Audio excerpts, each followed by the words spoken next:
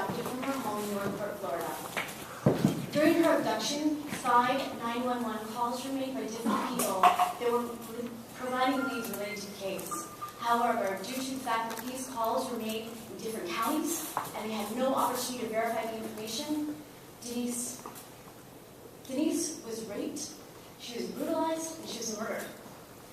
Her body was brought into a ditch where she was found miles from her home, and her last act as a mother was to put her 2 children in her crib so that they would be safe when their father came home to find them.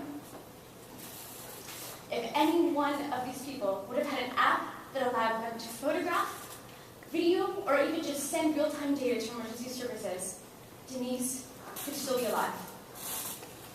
That's why we've developed StreetWize. Smartphones enabled with StreetWize have an opportunity to receive real-time crime reports by location. They can then see those crime reports, they can respond to them with video, with photos and data, and then they can report crimes while they're occurring, and it'll go to the emergency services. Now we see StreetWize as the next technology in emergency services, enabling communities, businesses, and governments to thrive safely into the future. And to verify this belief, hear from our stakeholders.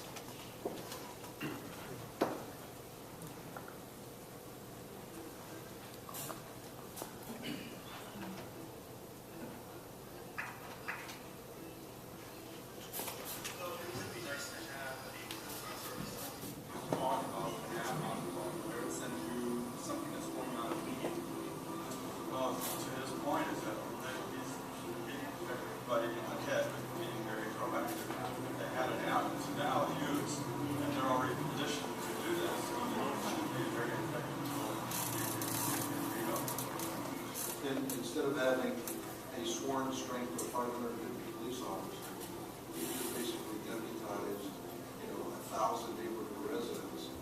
I think having access to that information, it's a technology-based framework. I think that's very cool.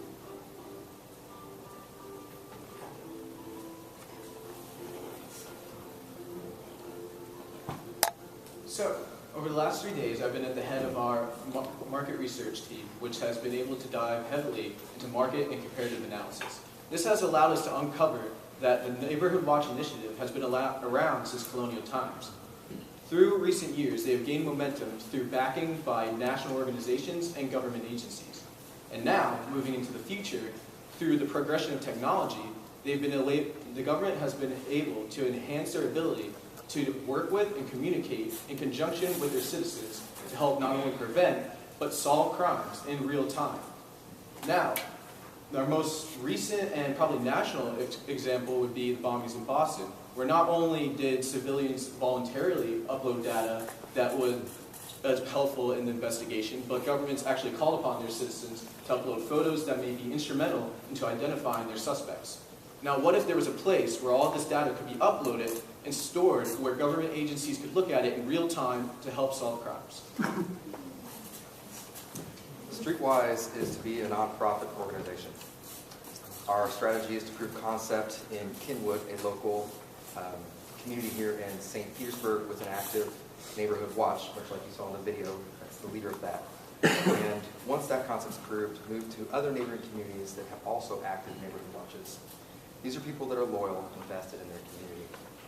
Now, once we saturate St. Pete with success, we'll take that and begin to market that to other cities that have desires like St. Pete would. Using funding sources such as community fundraisers, local government funding, Kickstarter, selling early bird sponsorships, both local and global merchants, and then grant writing key partnerships, which we're not going to rely on grant writing. The rest of that we really feel are where we're going to get most of our money from startups, especially. Current key partners that we actually currently have with voice of opinion to help us are communities like City of St. Petersburg, Historic Kenwood HOA, communities like Kenwood, local sponsorships by merchants, citywide funding dollars meant for crime programs, national sponsorships, national merchants within related industries, and college campuses that have licensing potential. Sorry, I got some more seconds. So what we're asking you to do is to stay safe, stay connected, and stay StreetWize.